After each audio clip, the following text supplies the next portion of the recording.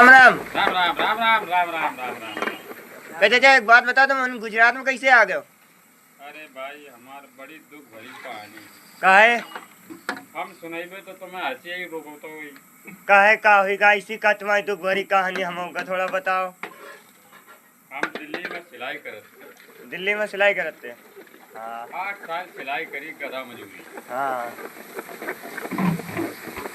तो होने गुज्जर के शादी में हम कहीं देखें। हाँ अब भाई जहाँ कंपनी एरिया हो तो लोग पैसे वाले हो जाते हैं, बड़ा पैसे वाला आदमी है। हाँ तो शादी में बड़ी घोड़ी घोड़ा दुनिया का डीजे पीजे हाँ। धूम धड़ाका।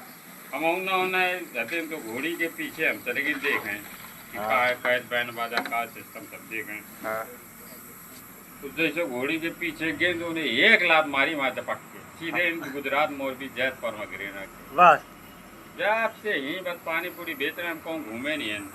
हमारा सपना तो बहुत अधिक खूब घूमे लेकिन ऊपर वाली नहीं मिल रहा होना कि हम कहूँ घूमे पानी।